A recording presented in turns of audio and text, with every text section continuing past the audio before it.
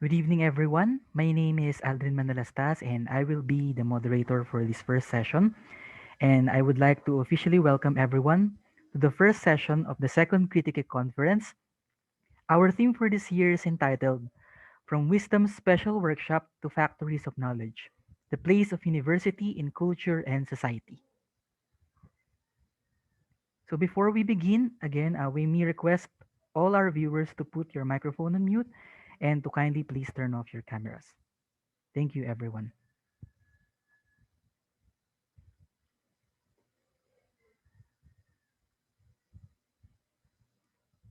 Let's start our session with a prayer. Let us place ourselves in the holy presence of our Lord. In the name of the Father, and of the Son, and of the Holy Spirit. Amen. Dear Lord, please bless our hearts and our minds. Let us do our best and be good to others. Amen. Saint Thomas Aquinas, pray for us. So before we introduce our special lecture for today's session, I would like to welcome again everyone to the first session of the Second Critique Conference. To officially launch this conference, let's hear some opening remarks from our chair from the Department of Philosophy of the University of Santo Tomas, Dr. Jovito Carino. Dr. Jovi? Okay, thank you, Aldrin. I'm trying to switch on my camera and microphone. Can you hear me? I hope you can hear me. Yes, Doc, we can hear you. Okay, so maraming salamat at magandang gabi sa lahat. Welcome to the second Kritike Conference. And for this conference, we shall be dwelling on the theme on the current crisis of universities now across the globe.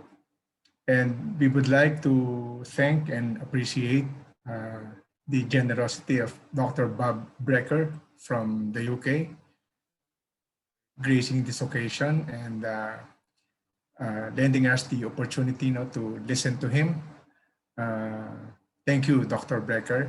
We would like as well to recognize the efforts of the members of the Kritike editorial board for organizing this conference, namely Dr. Bolaños, Dr. Pada, Dr. Reyes, and Mr. Rainier Apinganya, with the help, of course, of the other members of the department, specifically Aldrin and Jesse.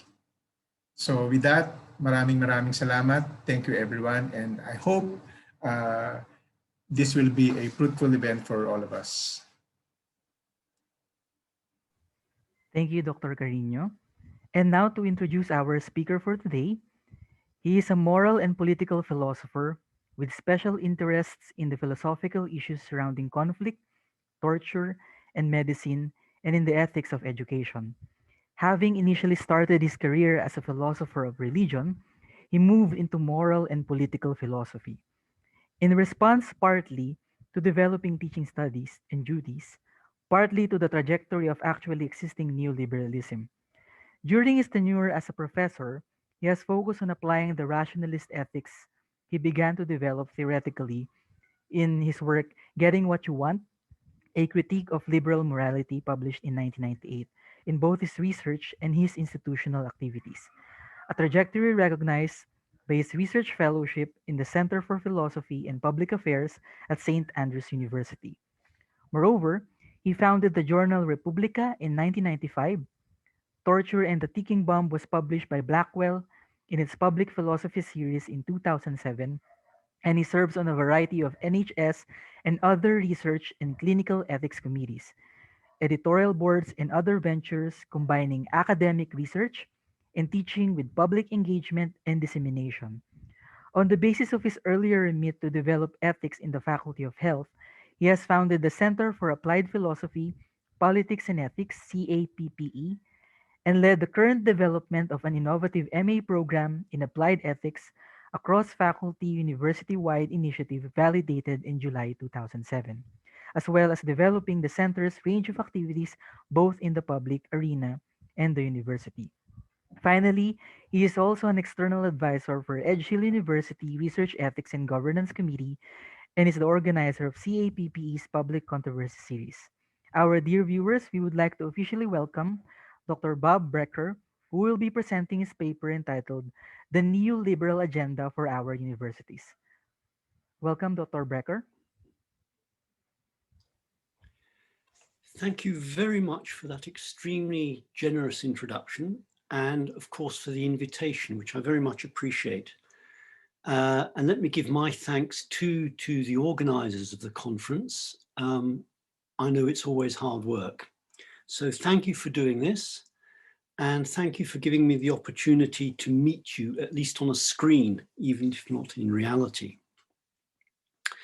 I'm going to start off by giving a very, very brief introduction and then move on to saying something about the fundamental nature of neoliberalism, and in particular, its epistemic foundations, because that's what the whole argument turns on. And having done that, I shall explore some of the implications of that foundational neoliberal program for the nature of the universities.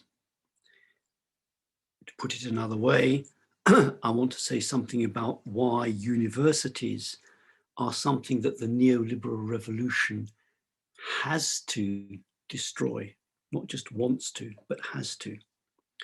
And finally, quoting a rather well-known political philosopher, I shall ask the important question, what's to be done? And of course, I'm going to focus on the United Kingdom because that's where I am. But more importantly, and very depressingly, it's the United Kingdom which is, if you like, the spiritual and the political home of the neoliberal revolution that's been going on since the 1990s. So let me start by quoting from a UK university website from just a very few years back. Here's what it says. Dear colleague, I am pleased to inform you that the results from the 2015 National Student Survey show a welcome increase in the number of our final year students reporting satisfaction with their courses. The headline results show overall satisfaction was 83%, a 1-point increase on results from 2014. Our score is 3% below the sector average of 86%, but this clearly is a step in the right direction.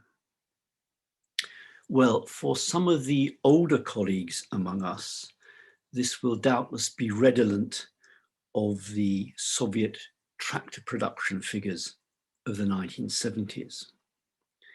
And of course, it ought to be met with the same ridicule as those figures were met. Unhappily though, ridicule is not enough. For what this represents is neoliberalism's deliberate and explicit engineering of the human soul, its refashioning of what it is to be a human being.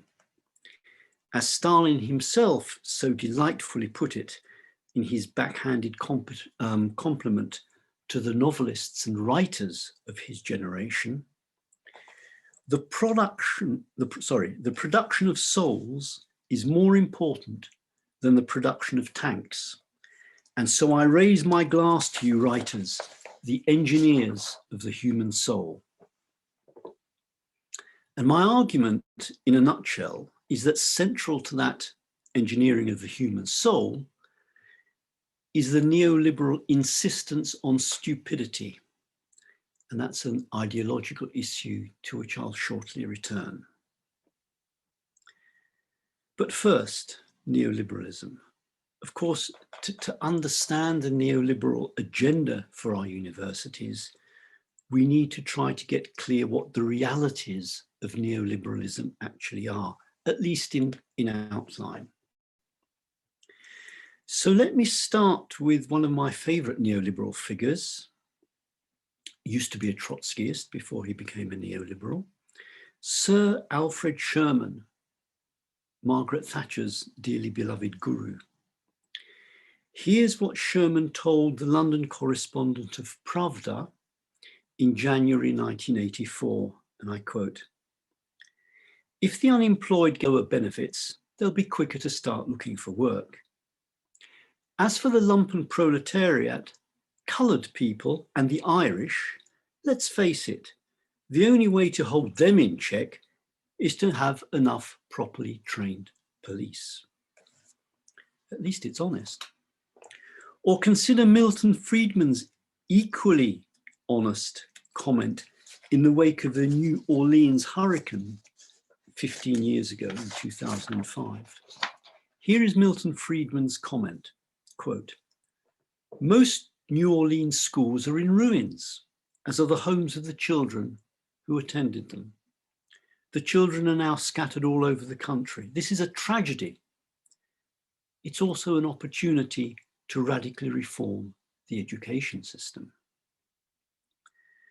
And of course, the point is that today's neoliberal hegemony isn't some sort of historical accident, is not simply one particular outcome of the Reagan-Thatcher contingent election victories in the States and the UK in the late 1970s. It goes much deeper than that. It's the outcome, in fact, of an extremely carefully prepared conspiracy, and I use that word deliberately, although it's an open conspiracy, a conspiracy that started in the immediate aftermath of the Second World War. Worried that the post-war and post-depression compromise that capitalism was having to make with something like socialism, or at least social democracy, and worried even more about the sort of example that the Soviet Union might constitute for people disaffected by the pre-war liberal consensus of the West, a group of, I quote, like-minded scholars, unquote, founded something called the Mont Pelerin Society. This society has a website freely open to everybody, and I think it's a wonderful place to discover what neoliberalism is really all about. Here's what it says about its own foundational roots. Quote from the website. "After World War II in 1947, when many of the values of Western civilization were imperiled, 36 scholars, mostly economists, with some historians and philosophers, were invited by Professor Friedrich von Hayek to meet at Mont Pelerin, near Montreux, Switzerland, to discuss the state and the possible fate of liberalism in its classical sense, in both thinking and practice."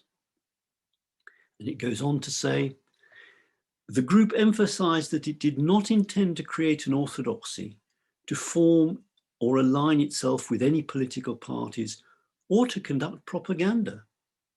Its sole objective was to facilitate an exchange of ideas between like-minded scholars in the hope of strengthening the principles and practices of a free society, and to study the workings, virtues, and defects of market-oriented economic systems."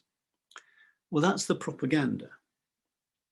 The reality, as of course we all know, is somewhat different, although not unrelated.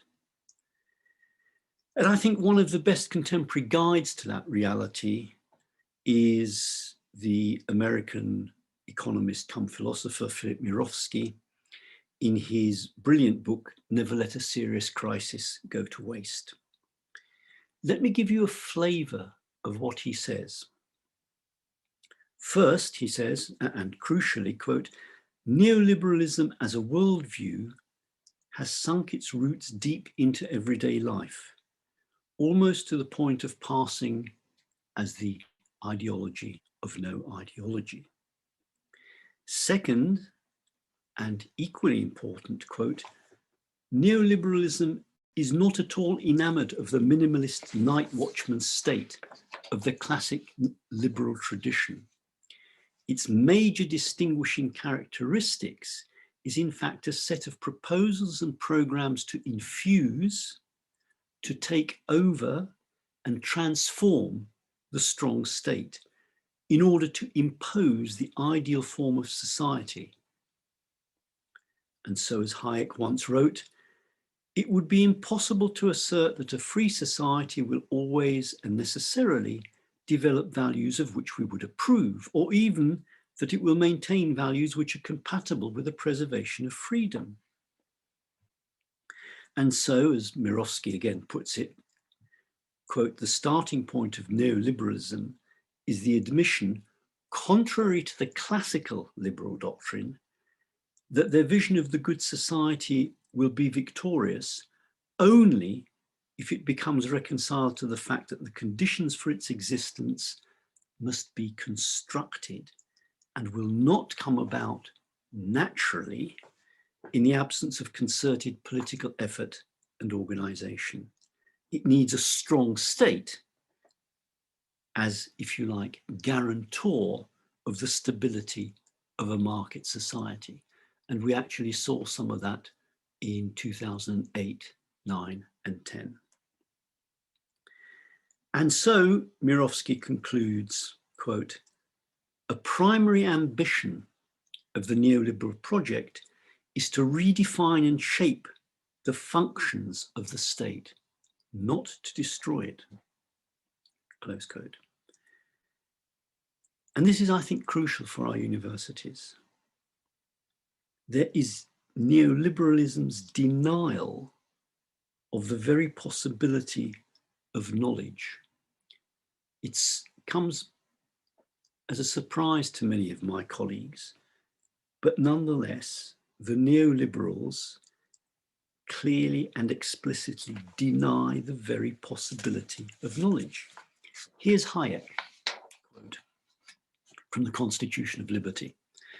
The case for individual freedom rests chiefly on the recognition of the inevitable ignorance of us all. The inevitable ignorance of us all. And so, quoting him again, central is the core conviction that the market really does know better than any of us what is good for ourselves and for society. And that's why Hayek insisted, again in the Constitution of Liberty, that there's not much reason to believe that if at any one time the best knowledge which some possess were made available to all, the result would be a much better society. And here is the crucial sentence that he finishes with: knowledge and ignorance are relative concepts. Knowledge and ignorance, Hayek insists, are relative concepts. But of course, if that were the case, if knowledge and ignorance were relative concepts, the entire Enlightenment project, based on the development of rationality, would be quite unworkable. Indeed, in that case, only the market, not rationality, but only the market, could protect us from the delusions and thus the power of people who think that they actually do know something, precisely as Hayek argued in his earlier Road to Serfdom. Here's a quotation from that book. The only alternative to the submission to the impersonal and seemingly irrational forces of the market is submission to an equally uncontrollable and therefore arbitrary power of other men.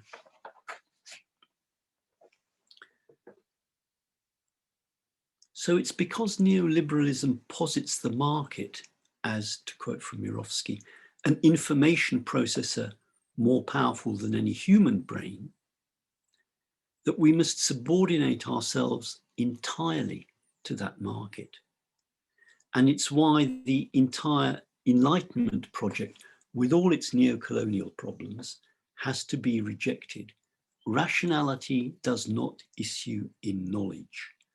only the market knows anything.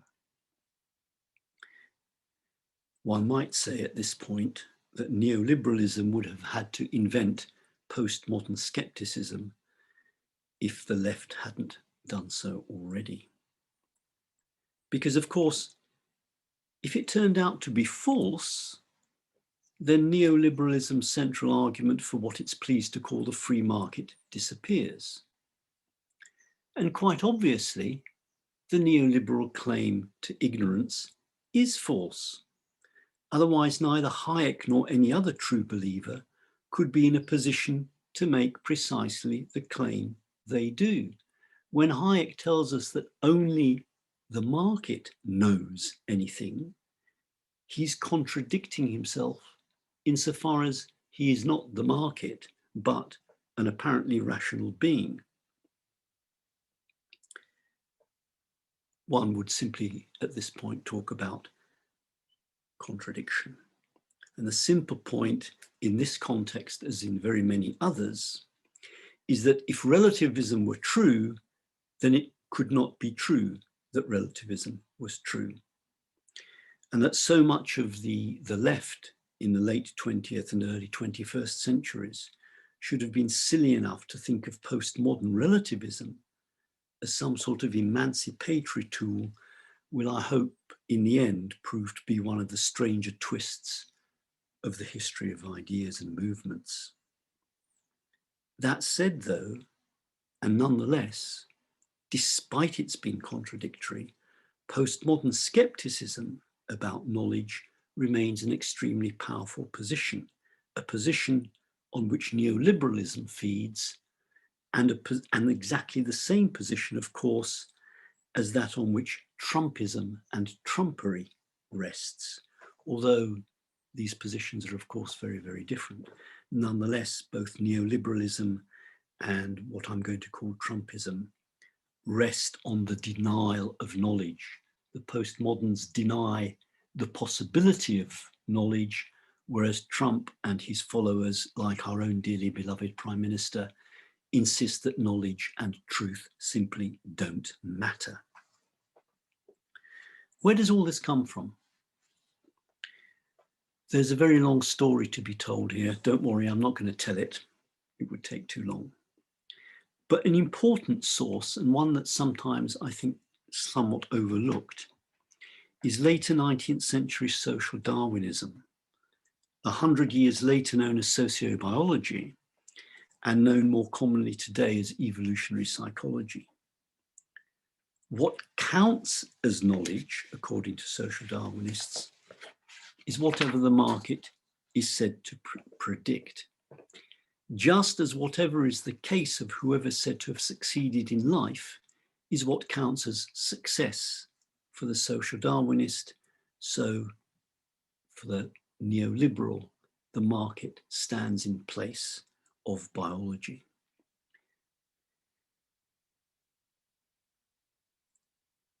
Consider, for instance, the claim that intelligence is said to consist in high IQ because IQ is said to measure intelligence. So in a parallel argument, the market is infallible because what the market is said to do is simply what has already been agreed to count as knowledge. That's what the claim amounts to, that, quote, prices in an efficient market contain all relevant information and therefore can't be predicted by mere mortals, as Morasky puts it. The dictum is that only the market produces knowledge, and since monetary value is the only criterion of any judgment that the market recognizes, so only that is knowledge which has monetary value. Now, of course, this sort of reasoning, if that's not too kind a way of putting it, leaves a great deal to be desired. Pathetic though it is, however, it's nonetheless the case that this sort of argumentation is influential and likely to become more so as critical analysis is sidelined in the face of relativism, resilience, and all the other comforting falsehoods contained in the mode for thinking in terms of identity rather than class, sex, and so on. For of course, the social Darwinist naturalization of explanation, and thus also of judgment, is just that. A thinking, the content of which depends not on rationality, not on what there is, but on who the thinker is, what I call identity thinking. What is the case and what is not the case depends entirely on the identity of whoever asserts it. Of course, and this is also something that we on the left have insufficiently emphasized, this is of course a quasi-theological form of argumentation. The market is literally the neoliberal's God. And while liberalism itself may be understood as a form of idolatry, and I think that's quite an interesting way of understanding it, its neoliberal form can hardly be understood otherwise. We are frail, we are stupid, we are inadequate, we are ignorant. We must therefore put our faith and trust in the market, because only the market can truly be said to know anything at all. Nor can the market ever be mistaken. By definition, the market, rather like certain conceptions of God, is omnicompetent, omniscient, and indeed eternal. That the whole story contains, as we all know, an inordinate degree of difficulty doesn't matter. Partly that's its strength, not its weakness. It's we who are weak, not the market. Ignorance, therefore, is both a virtue and a tool. And again, there are theological parallels with that. It's why what matters for neoliberalism is ignorance, and why it is that for them, ignorance is a virtue. The very possibility of genuine knowledge would undermine the neoliberal claim about the epistemic role of the market.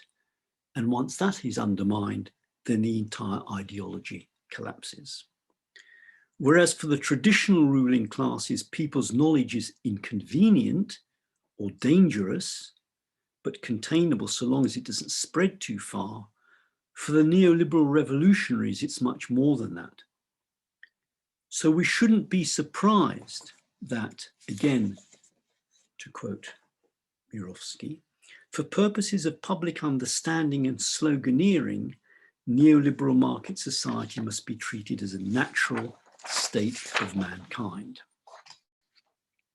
Okay, that gives a flavor of neoliberalism. There's much more to be said, and there's an awful lot of difficulty about how different features of neoliberalism work together. But in outline, that I think tells us what the movement is really trying to achieve. So why is this set of epistemic positions so central for us when thinking about the neoliberal agenda for our universities? Well, if it were true, this claim that we are inevitably ignorant and only the market has access to knowledge, that itself would constitute a powerful argument simply to abolish the universities as they're currently understood altogether. If the job of universities is to produce knowledge, and if that job is impossible, because only the market can do that, then universities have no useful function whatsoever. And that's why the heart of the neoliberal agenda is literally to get rid of universities as producers of knowledge, limiting them to processors and distributors of information. And when limited in this way, universities could, of course, contribute positively to the engineering of human souls, helping make us all resilient, creative entrepreneurs as we learn to invest in our own selves, moving forward across the piece.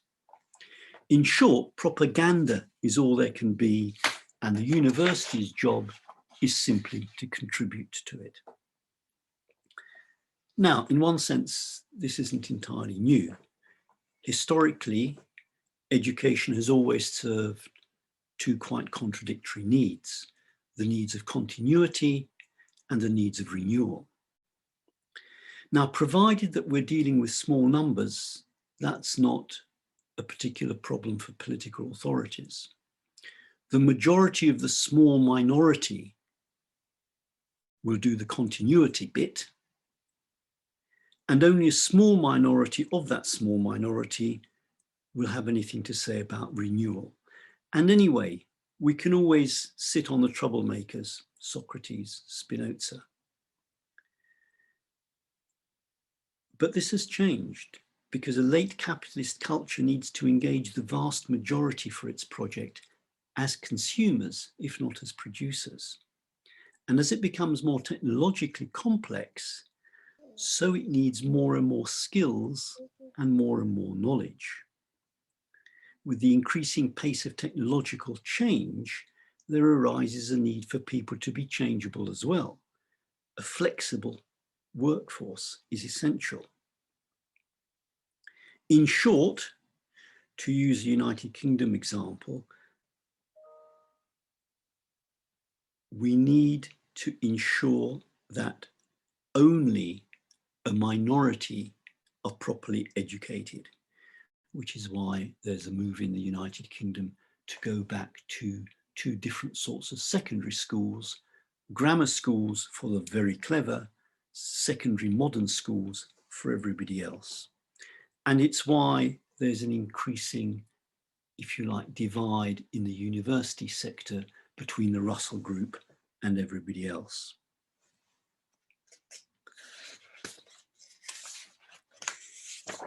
But that, of course, is not the whole story. And it's at this point that the neoliberal agenda begins to kick in. It's not just the case that, as ever, the ruling class has to keep people stupid. Rather, as I've outlined, the neoliberal revolutionaries are intellectually committed to the view that knowledge is not something people can have, and that therefore everything has to be left to the market. Think about Bernard Mandeville, author of one of the key texts of the liberal tradition, The Fable of the Bees. He insists that to make society happy, it is requisite that great numbers should be ignorant as well as poor. Let me say that again from Mandeville. To make society happy, it is requisite that great numbers should be ignorant as well as poor. He's the sort of predecessor of Hayek.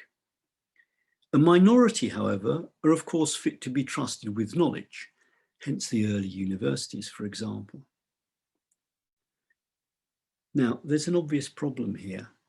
The neoliberal position, as I've suggested, is contradictory. How can Hayek and others know that they cannot know and that only the market can know? Pointing out a contradiction, while quite satisfying for academics, is, however, not the main point. Because in the world of actually existing politics, contradiction hardly suffices to undermine anybody's position, as anybody working, certainly in the United Kingdom's universities, knows all too well. As Paul Krugman, an interesting economist, recently put it, quote, "Inconsistency in the pursuit of useful guidance is no vice." Now, take those two facets of neoliberalism together, and its emerging agenda for the universities becomes obvious. Their very function as producers of knowledge has to be undermined, and the obvious way to undermine it is to monetize knowledge. Hence, in the UK context, the Brown Report of 2010, which is where all this really started. I won't go into the details of it, but it's interesting to note that of its 64 paragraphs, only one contains any discussion of the importance of universities. And I'll quote this paragraph in full. It's only 2 short sentences. It's the only place where this groundbreaking report says anything about why higher education matters. And this is what it says. Higher education matters because it transforms the lives of individuals.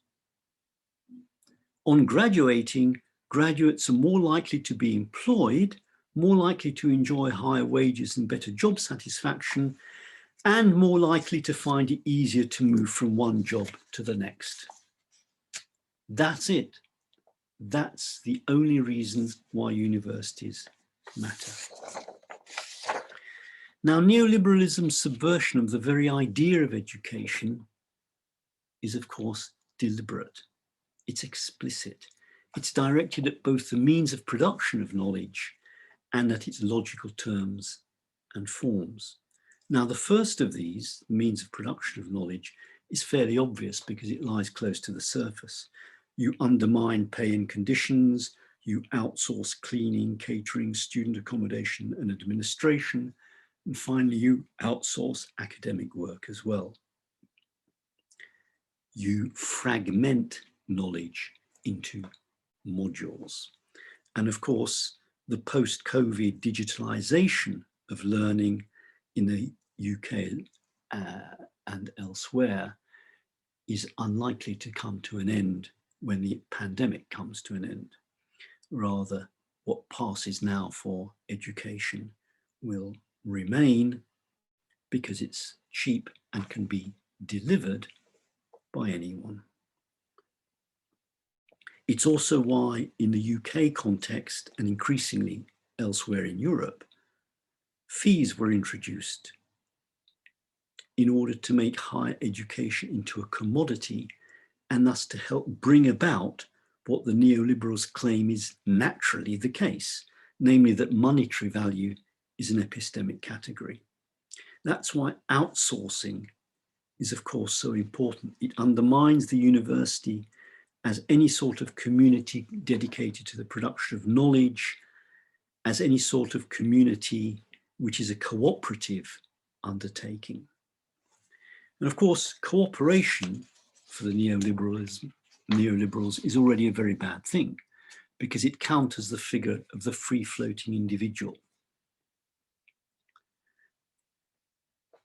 But that is hardly news to most people. The second issue here, the revolutionary attack on the logical terms and forms of knowledge, I think has escaped notice to too large a degree. But in terms of the neoliberal agenda, it matters even more. And that's why one should worry about its being so often ignored. Let me give you, as an example, just a very few responses to the Brown report that I mentioned a little while ago.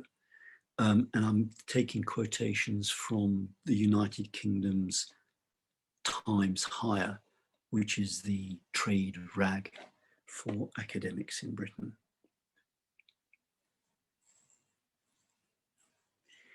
One commentator in this journal bemoaned the Brown proposals because, quote, they risk creating a two-tier system under which most institutions serving the greater majority of students will be offering a worse and more expensive.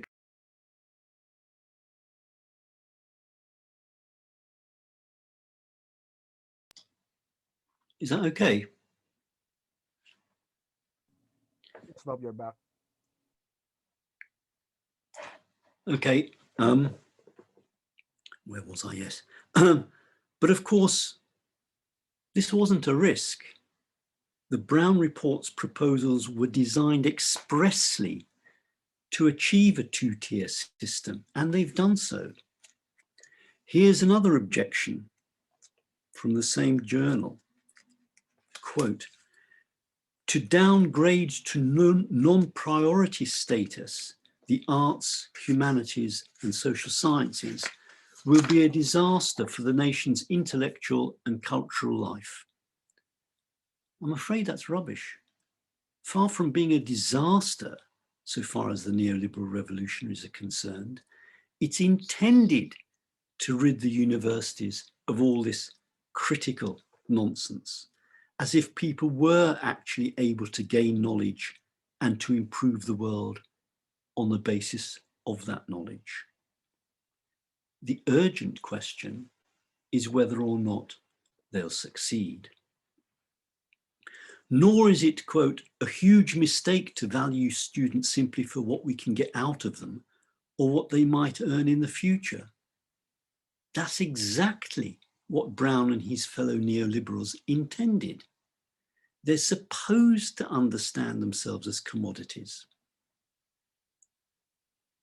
And at this point, let me just remind us all that this guy called Brown, who was chair of this group investigating the universities, got that job on the basis of his being CEO of Royal Dutch Shell, no, of British Petroleum. Okay. Think how power and control in the university have been taken over to serve that revolution. The standardization of timetabling, of teaching modes, methods of assessment. Only what can be measured, and what can be measured can ipso facto be monetarized, can count. Both staff and students are casualized. Students are becoming customers whose basic function is to exercise choice. And one measure of where all this has gone is just to remind ourselves of Baroness Warnock, Mary Warnock, eminently and classically liberal. Mary Warnock, writing in 1989, already sounds positively Trotskyist. Here's what Mary Warnock, an old-fashioned liberal, said in 1989 in a book called Universities, Knowing Our Minds. The aim of the universities can never be to follow the market in the sense of offering whatever it is that students want. Prospective students often don't know what they want and certainly don't know what they ought to be given. On the contrary, universities must try to remedy the inability to make intelligent choices forced upon people by their position in the market economy. The job of universities is to teach students to want the right things, not to give them what they want. And it seems to me that if anyone is ever searching for a nice contrast between the classical liberalism of somebody like John Stuart Mill, say, and contemporary neoliberalism, those few sentences from Mary Warnock do the job very nicely. And as for the newspeak dominating so much of university discourse, I think the best comment on that actually comes from Lewis Carroll speaking through Humpty Dumpty.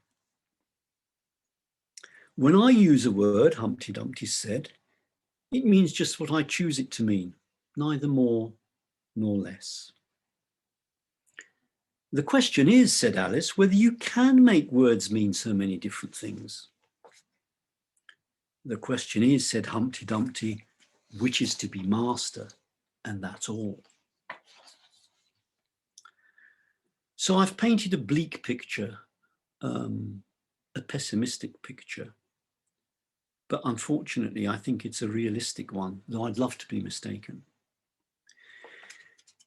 So at this point, one has to think about the crucial issue, the most difficult one, what is to be done.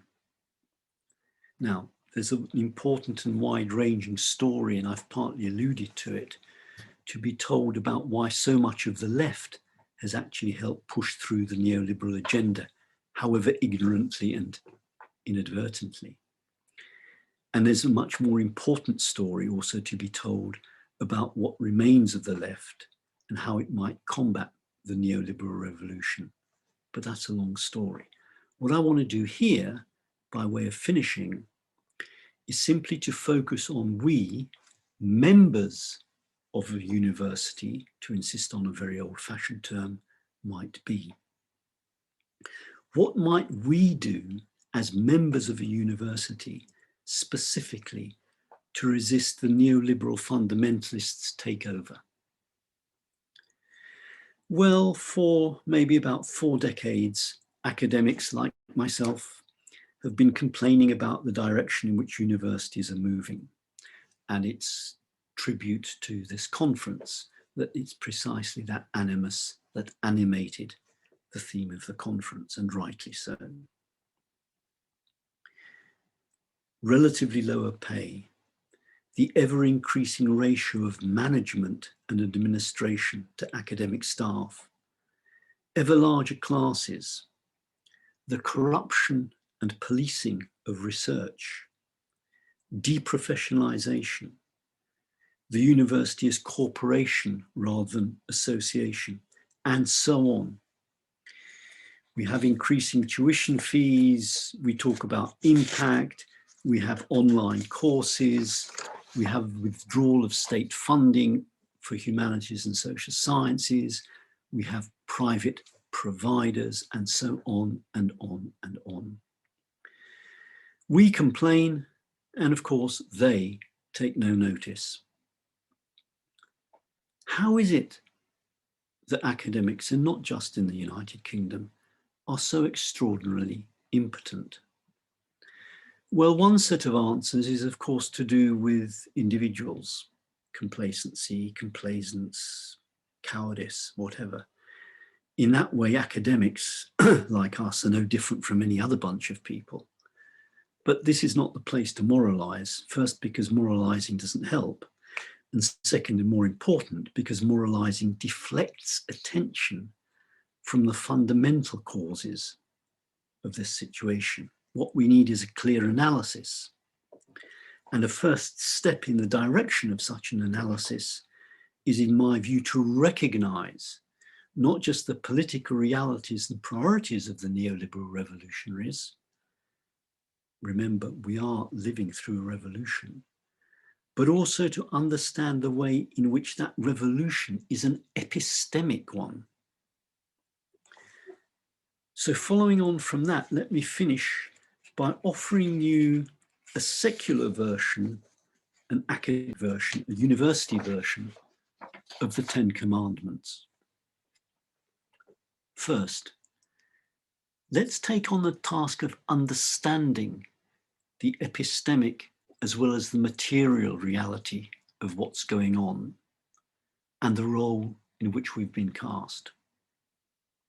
Second, let's learn to say no to the constant commodification of knowledge of students and indeed ourselves. Let us say no to the Stalinist re-engineering of human souls. Third, let's try to resist the corruption of language that the neoliberal revolution demands. Fourth, let's keep reminding people outside the academy why we're saying no and that we're saying no. Fifth, and I owe this comment to a colleague, let's remember sometimes at least to laugh. Go-getting, forward-facing neoliberals do not like to be laughed as. 6, and this is difficult, let's at least try not to compete with each other, however hard that might be in a sector where competition is now so important. But let's try not to compete with each other. 7th, let's remember that it's what we do much more than what we say that sets an example, whether in the university or outside it. 8th, let's, for heaven's sake, make allies. Let's make common cause with everyone who works in the universities: porters, administrators, caterers, cleaners, in short, everyone, even managers who are not yet invested in the neoliberal revolution. Ninth, let's never be seduced into believing the neoliberal, and indeed the liberal, conception that working as an academic requires disinterest. It does not. All education is always political. And so finally, the 10th commandment: remember Humpty Dumpty. The question is always, who's in charge? Today, it's the neoliberal fundamentalists who are in charge. But it doesn't have to be like that. As a profession, academics are still in a better position than just about any other set of workers to take charge of their institutions. In short, we need to understand that so far, we've been very largely on the losing side of a revolution, and we have to act accordingly in plotting our counter-revolution. The first step, as ever, is to exploit the contradictions. Thank you very much. Thank you, Dr. Brecher, for that edifying paper. To our dear viewers, 90 viewers, the floor is now open for your questions, insights, and clarifications. You may click the raise hand button, and once acknowledged, kindly please unmute your microphone and open your camera. So before I proceed on calling whoever will be raising their hands, we have one question, two questions actually, but we'll start with Dr. Franz Cortez. According to him, Dr. Bob, market is efficient or good, government is inefficient or bad. This mantra is easily acceptable to a country like the Philippines, where corruption discourse is our daily breakfast. The regulation and privatization surely minimize the role of a corrupt government. What is your reaction on this? Thank you, Professor Bob.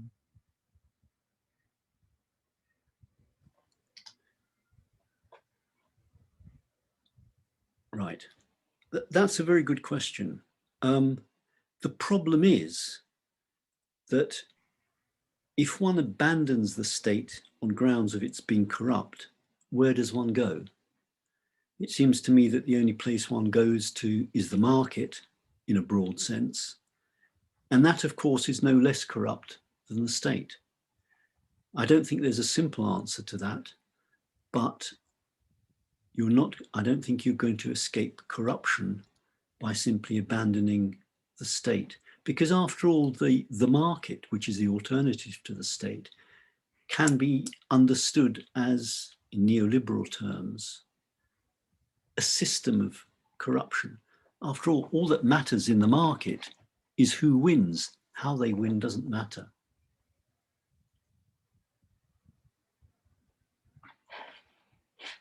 Does that answer your question at all? Dr. Cortez, do you have a follow-up question or clarification for Dr. Brecher?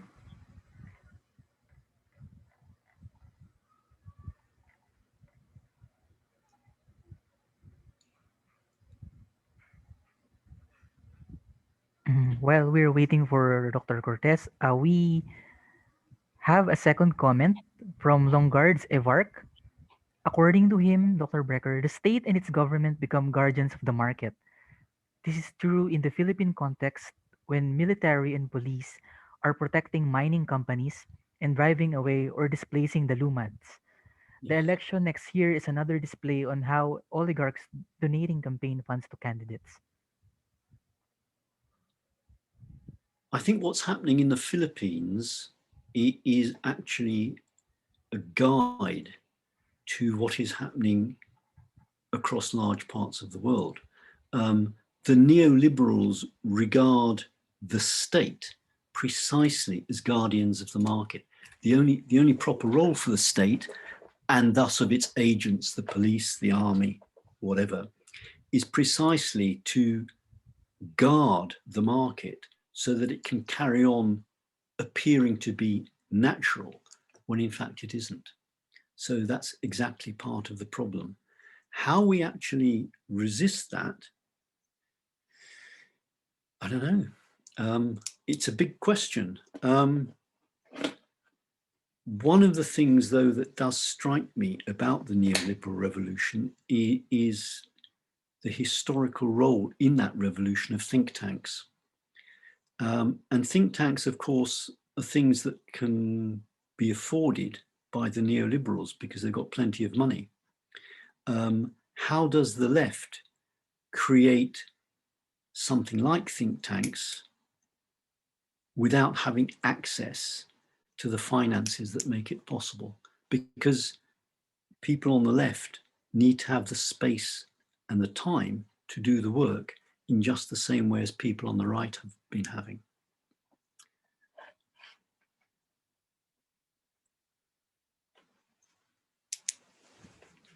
Thank you, Dr. Brecher, for providing your insight for that commentary. We have another one from Mr. Ernestus Padilla. According to him, don't you think, Professor Bob, that neoliberalism need not eliminate the universities? Universities are perpetuating themselves by becoming unwitting agents of neoliberalism. Is that a fair assessment? Yeah, I think it is actually. And I think that actually raises a really important topic. As academics, as a class of academics, we tend to think of ourselves as, in many ways, different from the general population. And that's okay. I mean, there's some things we're good at, in a way, that other people are good at other things, plumbing, whatever it might be. But what we forget, I think, quite easily, is that academics are just as open to corruption, to laziness, to exhaustion, to giving up as the rest of the population. We're not in that way special. And so, yes, an awful lot of people who, for instance, used to be on the left are now university managers, dragging the universities in the direction of neoliberalism. And in fact, if neoliberalism didn't have the support that it's engendered, it couldn't have succeeded in the way that it had. What do we do about that? Well, I think all we can do is what any other group of workers do: educate ourselves. Now, that might sound a bit odd talking about academics because they're supposed to be educated already, but in all too many cases, politically, I don't think we are. Too many of our colleagues simply understand being an academic as just another job. They don't regard resisting something like neoliberalism, or in, say, another world at another time, fascism, is part of what it is to be an academic. Because the role of universities, of course, is not simply to produce knowledge. It's to produce knowledge in order to make the world a better place. Thank you, Dr. Brecher. We have another commentary from Dr. Ian Packing. According to him, neoliberal thinking means freedom of everyone to pursue his own destiny. Yes, I'm sure it does. Why would that be a good thing? Whether a particular destiny or path is worth pursuing depends not on the pursuer, but on the content. I would prefer, I must say, not to have all sorts of destinies being pursued. I think that's a big mistake. That sort of notion of the individual simply raises the spectre of an entirely competitive world in which we are quite unrealistically understanding ourselves as atomized individuals, as somehow independent of the rest of the world. But we're not. As Alistair McIntyre put it quite a long time ago now, we are dependent, rational animals. Mhm. Thank you, Dr. Brecher. Dr. Brecher, what do you think about the idea that, for example, marketing and the corporate industries, is, including the academe, created these spaces wherein people are forced to make this uh, further corruption or further Yes. corruption of their activities and their processes, and they don't have a choice because sometimes we have to have a modicum of power in order to resist or to create positions. But since we're working for universities and people in power, then what will happen is that we're not able to resist because our jobs are subjected to problematic positions wherein we will be removed, we will not, we won't have anything to eat or something like that. You're right. And that is an absolutely crucial point to make. Nonetheless, we could at least attempt to invoke Gramsci, pessimism of the intellect, optimism of the will.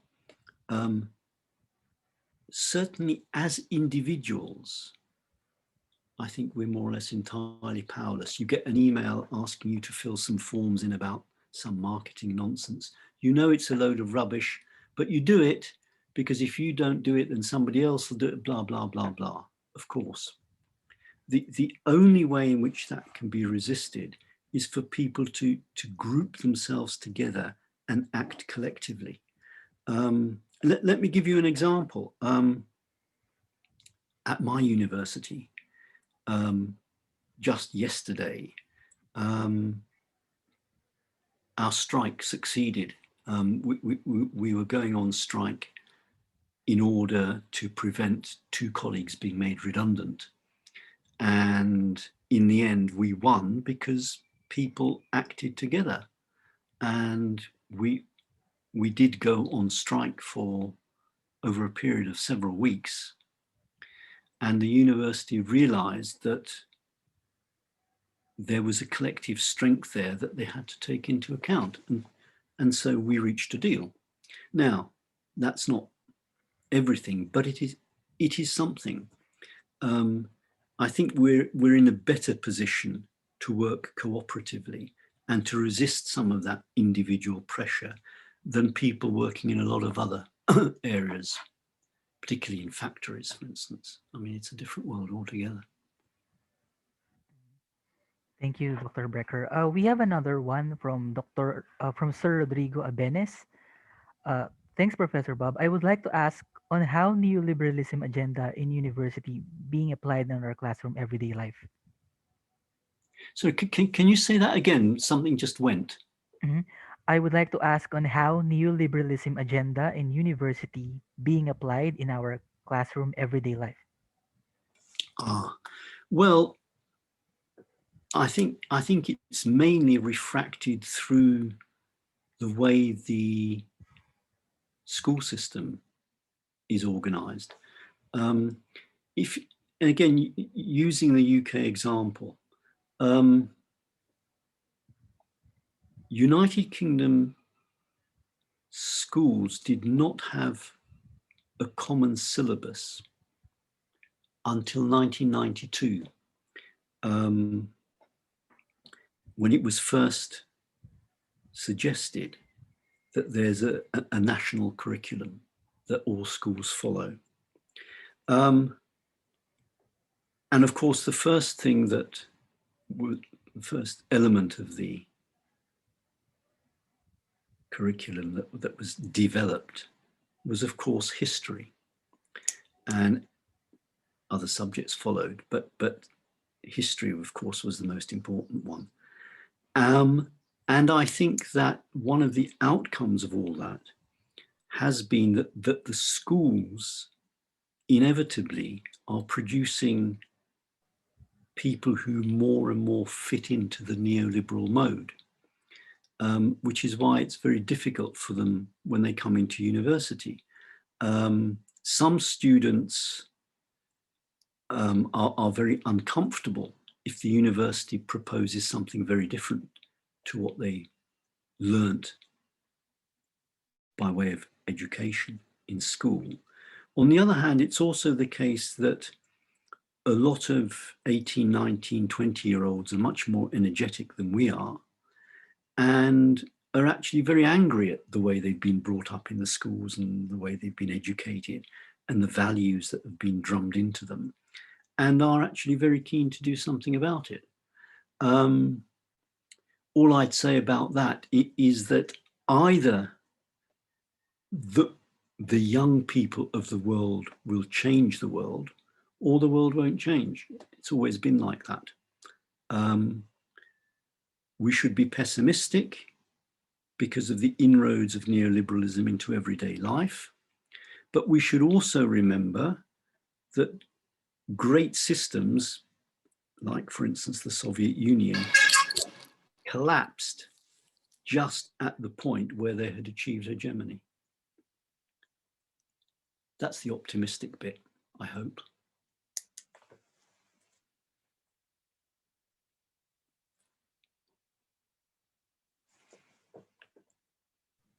Dr. Bolaños has a question. Dr. Brecher. Hello, Bob. How are you? Hi, I'm fine, thanks. How are you? I'm good. I Nice to know. remember, yeah, nice to Good to see see you. you. Yeah, I remember a year ago I was in your office, and well, exactly a year ago I was in your office, and we were talking exactly about more or less the same things That's right. about the neoliberal university and the, the, uh, the the similar things that we are experiencing here in the Philippines. So I'm glad that we're having this conversation again, albeit in this virtual, virtual medium. But just uh, in towards the end of your talk, you mentioned 10 commandments that we should look into. And the first commandment, in your first commandment, you mentioned something about our awareness of the epistemic and material underpinnings of the neoliberal crisis of the Yeah. university. I don't know if I got the right word material, but at least I heard the word epistemic. Um, I was wondering if you could just elaborate further on what you mean by the epistemic and the material. Okay. Thank you. Let me take epistemic first. I think that many critics of neoliberalism, with some exceptions, but most critics of neoliberalism have failed to notice the extent to which neoliberalism represents an epistemic revolution. It represents a complete rejection of the very possibility of truth and knowledge, which aren't market-based. And I think that's important, because if we're even to begin to fight an enemy, we have to understand it. And the contrast is with the material reality of what's going on. I mean, just about everybody knows that neoliberal economic policy means that lots of poor people become poorer and poorer. That we know. But we know less, I think, about the epistemic implications and nature of the neoliberal revolution, and how that goes along with, if you like, a cavalier attitude to poverty, for instance. Does that help answer the question?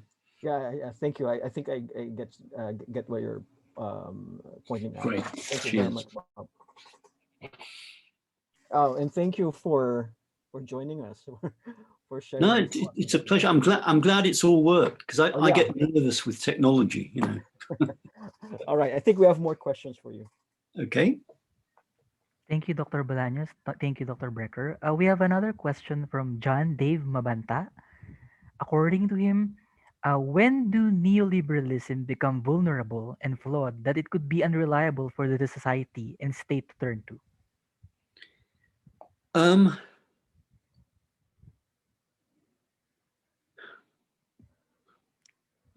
I think there are two different sorts of answers. One we've already seen, where there's a material collapse, as happened in the financial meltdown, but the left was in no condition even to understand what was going on at the time, and we didn't take advantage of it, and the neoliberals regrouped around then.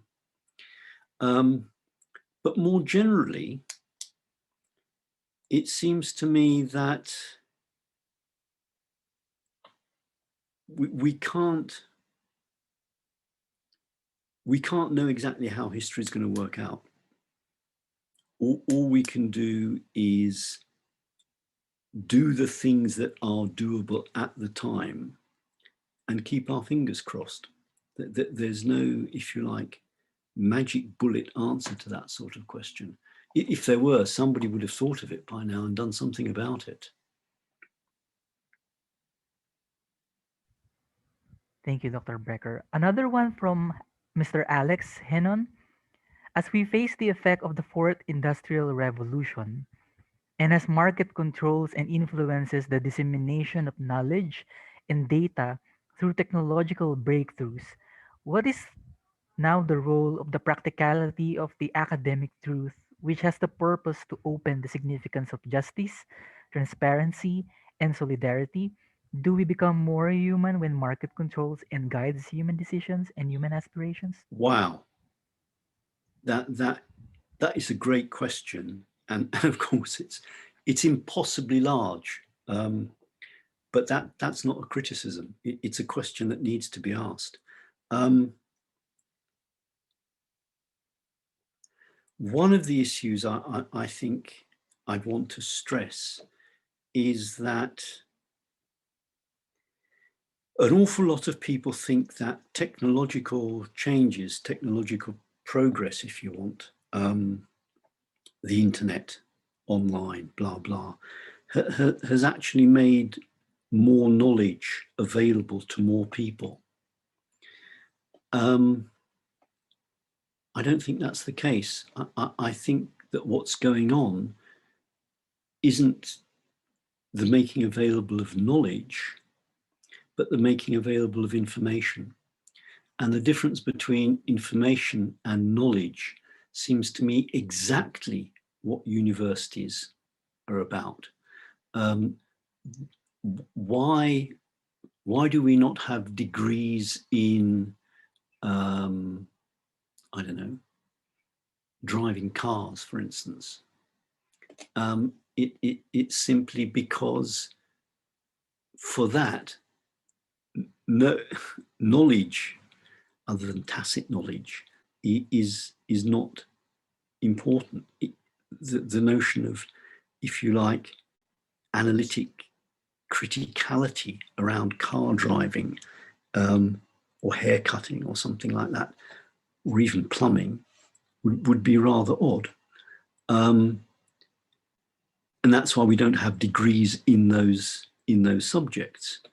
But the whole point of having universities at all is to be able to help people move from processes of information to subjects and creators of knowledge. And it's to the extent that neoliberalism, in its, if you like, faith in the market, its epistemic faith in the market, denies that. So it denies the very essence, if you like, of what university education is about. And I don't mean just philosophy or the humanities. The natural sciences, the social sciences are all about criticality, albeit in different ways, etc., etc. So sometimes the sort of art science divide is, I think, invoked when it ought not to be invoked. I think the courses taught by my natural scientific colleagues, say in chemistry or something, are just as critical as our courses in philosophy might be, albeit in rather different ways. And I think that's one of the common causes we ought to make. But how to succeed in that is just too big a question. It's like asking, how do we set about making utopia happen? Well, we're not. That's too big a task. All we can do is offer a few steps in what might hopefully turn out to be the right direction. Thank you, Dr. Brecher. We have another question from Mr. Mark Joseph Landingin. According to Mark, do you have any alternative for the fragmentation of knowledge through modules, as it is a fashionable mode of delivering education today? Is there a way to overcome this fragmentation as a reflection of neoliberalist agenda? Again, great question. And this time I want to be more optimistic. Yes, I think it is possible. Let me give a short answer, because otherwise I'll just go on too long. At Brighton, we have a humanities program, which is all about being critical, which is all about understanding, non-competitiveness, etc., etc., etc. And how we managed originally to persuade the university to validate this sort of course was by going to large-scale industries, computer companies, ICI, whatever, and talking with them and getting them to agree that the sort of graduate intake that they were after needed people who were self-reflexive, who could organize and synthesize material, who could exercise their critical capacities, who could communicate and all that sort of stuff. And it's been thriving ever since. I don't think the outlook is completely hopeless, simply because we still have a reasonable proportion of first-year students coming into the university who are already dissatisfied with the sort of lives that have been presented to them. That hasn't yet disappeared, and I don't think it has to.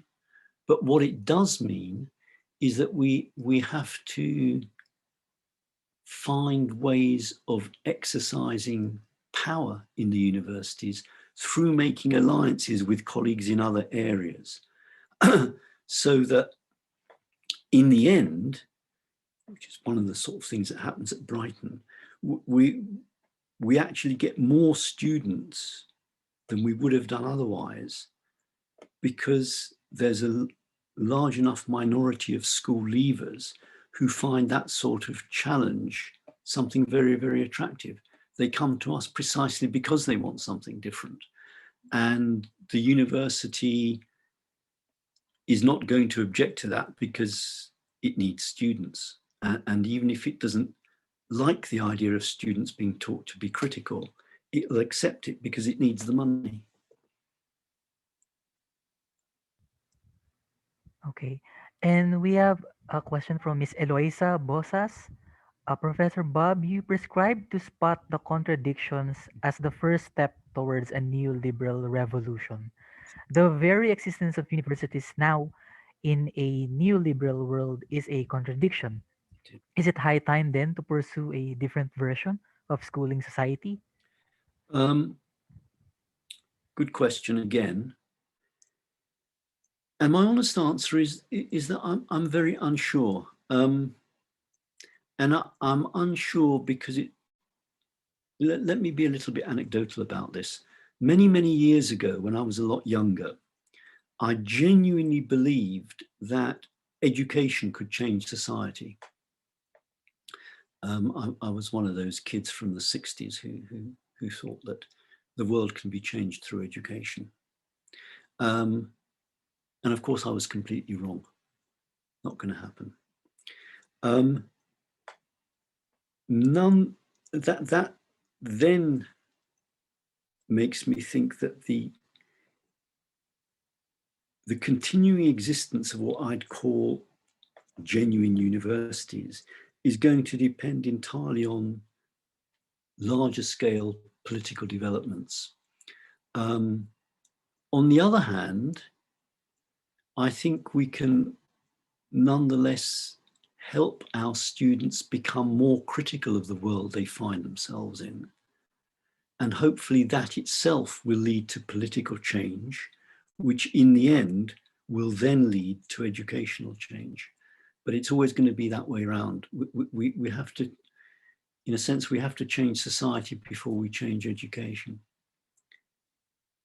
I wish I could believe otherwise. I'd very much like to, but it doesn't look like it.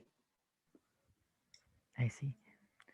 Okay, thank you, Dr. Brecher. And another one from Mr. Jim Lester Beleno. According to Jim, universities in the Philippines have been red tagged by the government as breeding grounds for communism. Is it possible to say that this allegation against universities only proves the neoliberalism working in universities? Thank you, Dr. Brecher.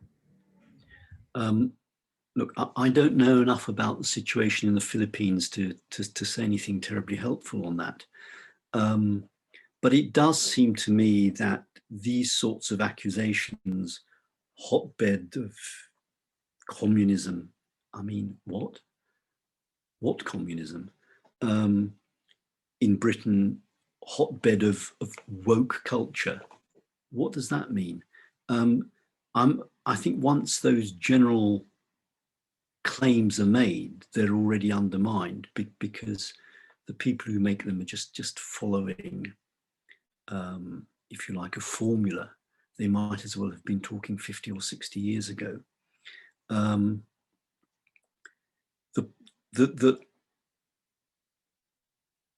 I think the real issue there is actually going to be the issue of the extent to which universities enjoy public support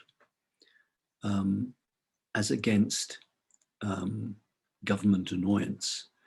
How can you in the Philippines help make universities the agents of at least some sort of change? Can you form alliances with workers in other areas? Can you support each other's struggles, strikes, etc., so that people don't feel that the universities are an elitist institution which actually has nothing to do with their everyday lives? But the details of that, you'd have to tell me about, because you know the Philippine situation and I don't. Thank you, Dr. Brecker. Actually, Dr. Brecker, one of the problems, at least in my personal observation, I'm not saying that this represents everyone's ideas here in our country, but there's a tendency for the educators here in our country to be elitist and tone deaf. And most of them are only preoccupied with the idea that we're going to do research, we're going to publish, and then afterwards we're going to gain these particular labels, and then goodbye, we're successful, who cares? That's how several of the people here think, and most of them are in denial. Look, let me say that's a lovely point and a very, very important one. That's the bad news. But exactly the same is also the good news, because you're in no different position on that from certainly the United Kingdom, other areas, I know Germany, Czech Republic, Slovakia, United States, Canada, whatever.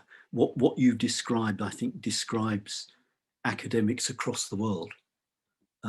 So yes, on the one hand, it's deeply depressing, but on the other hand, it's not a local problem. You're not alone in that. It's a phenomenon which has always existed. What does one do about it? Well, all you can do is keep arguing and keep maintaining a position over time, and hope that more and more people find it attractive. But again, it's a question of political strategy, it seems to me. But you're right to be completely realistic about that.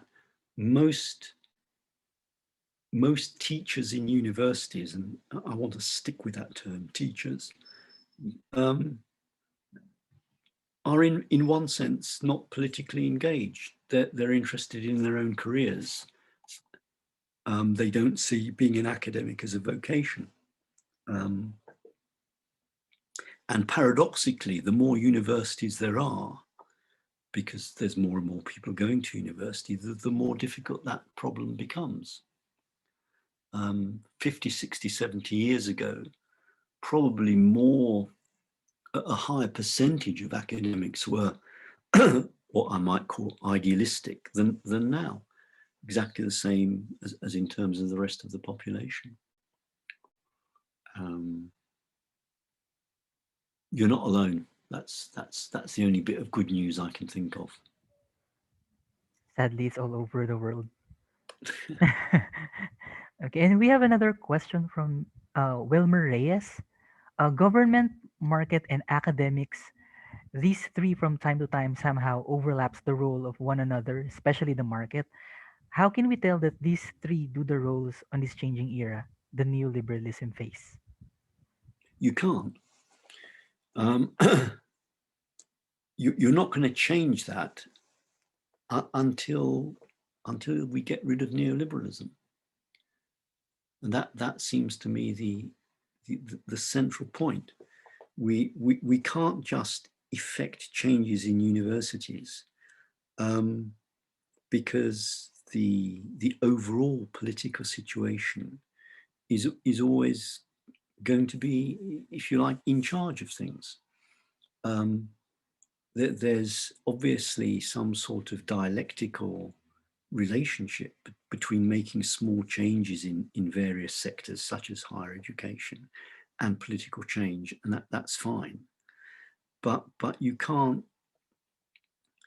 resist it by sort of remaining within the purview of the university. If you're living in a country where neoliberalism is in power, basically, then universities are not going to go in for structural changes. Of course they won't. You have to first change the political situation before you can change the educational situation. I think. I'd like to think otherwise, but.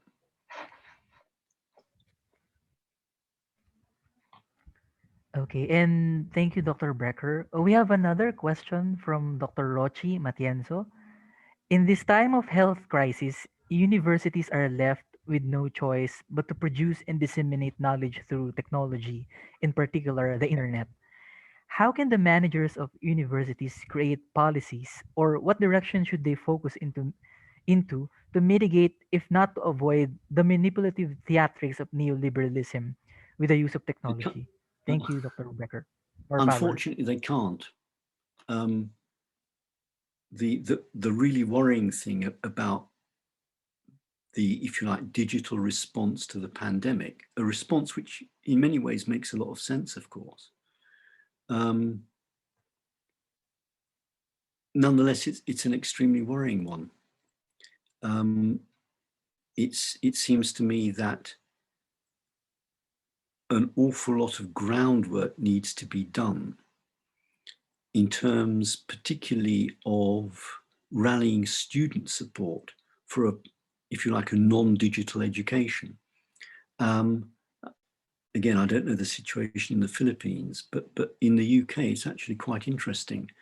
A lot of students, while following online classes and so on, are nonetheless saying that it's not adequate, it's not what they want, it's not what they're after. So there's some resistance on the part of the customer. Hopefully that'll continue, and universities will actually be pushed by their customers, i.e. the students, into going back to having what I would call proper face-to-face education. And that seems to me absolutely crucial, because it's much easier to manipulate online systems in particular political directions than it is in terms of live teaching.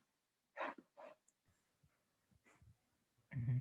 Thank you, Dr. Brecher. I think there's a follow-up commentary from Mr. Landingin. According to Mark, there is phrase administrators and even professors use as students graduate from universities real world. Welcome to the real world. Is this the market? Shouldn't we just say welcome to the market? In relation to this, how is neoliberalism the philosophy of globalization? Two very good questions. I think there's two things that I want to say in reply to this. One is that we should resist any distinction between the real world and the university. The only point in having universities is to change the real world. And I think in Britain, that's been a particular difficulty over the years because, I mean, you know, the phrase, that's just an academic question, has always been there. But ironically, since we now have a school leaver participation rate of something like 50%, because neoliberalism needs a certain level of informed workers. So that distinction between the real world and the university becomes harder to maintain. And that's why widening participation is particularly important. Now, how's neoliberalism the philosophy of globalization?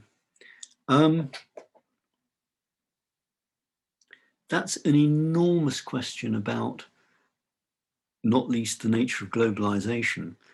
But I think what I'd point towards is the role of the private company, the corporation in neoliberalism. And of course, corporations don't need to know political or geographical boundaries. And so in many ways, it's corporations who are taking the place of the nation state. And to that extent, one can talk about, if you like, the diminution of influence of nation states in terms of globalization. But it's an enormous question which I think one would have to read several books about. But certainly corporations are cross-national, and that seems an important facet of globalization, which is presumably why historically neoliberalism has emerged at the time that it did.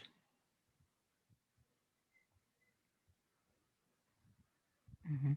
Dr. Brecker, I'm curious about your position regarding the idea because neoliberalism or the neoliberalist approaches, or at least members of this kind of perspective, are really good in selling their ideas to the point that several people are hypnotized or made believe that this is actually very important and relevant. Do you think, as educators, not just for philosophers but for every intellectual existing in the world right now, do you think to we are failing to match these perspectives of neoliberalism because most of the people are buying their ideas, but our ideas are being elbowed away or just being parked away? Do you think it's proper to say that we should also use neoliberalism's ability to hypnotize people so that our ideas can actually convince people that this is better than what the neoliberalists are providing to us right now? I'm not sure if my question is making sense. No, it makes very good sense. Let me think for a moment.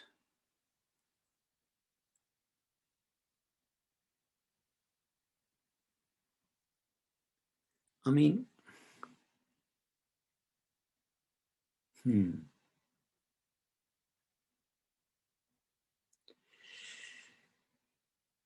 I'm struggling because it's hard to know quite where to come in on that. It's an interestingly difficult question. Can you give me an example of what you mean, so that we can be a bit more concrete? Because for several of the, for example, advertising, these are the usual approaches of neoliberalism, TV shows, and then they're actually convincing people that, hey, what you're consuming is actually very important, so people keep on buying them. Mm. Okay. Well, it seems to me that our job as academics is to be critical precisely of those phenomena.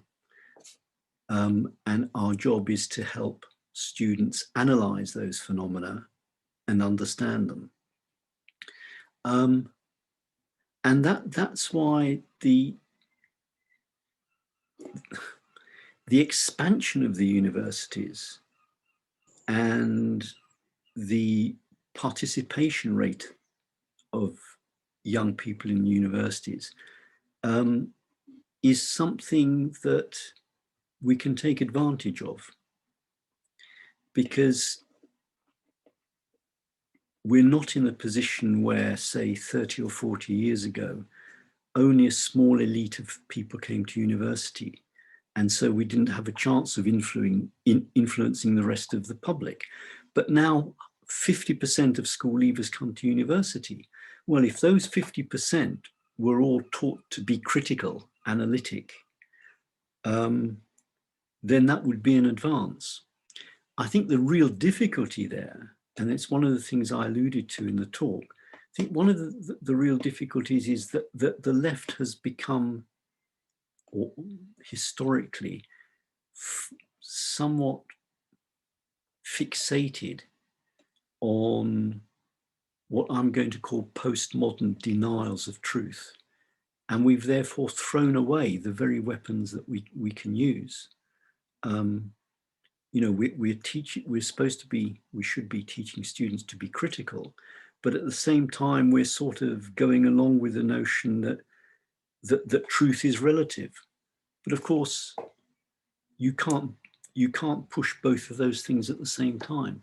So I think one answer to your question is that we need, particularly in the humanities and around the humanities and social sciences, finally to break free of this horrendous postmodern relativization of truth, because that's the only possible bedrock of any sort of critical engagement for students. I mean, does that help answer the question? Yes, Dr. Brecher, and I apologize if the question is complicated. I No, it's didn't. just me. Thanks. Thank you, Doctor. And thank you, everyone, for your questions. And thank you, Dr. Brecher, again, for your relevant answers and substantial explanations. Unfortunately, we have to officially close the floor for the other questions due to time constraints. And again, Dr. Brecher, thank you for providing your time for us and sharing all your knowledge about neoliberalism and in relation to the Well, university. thank you very much for your invitation. It would have been even nicer meeting you all in person, but I certainly enjoyed the last hour and a half very much indeed. And I wish you all the very best for the rest of the conference. Thank you very much, Bob, and take care. You too. All the best to everybody. Look after yourselves. Yeah, thank you. Cheers. Cheers.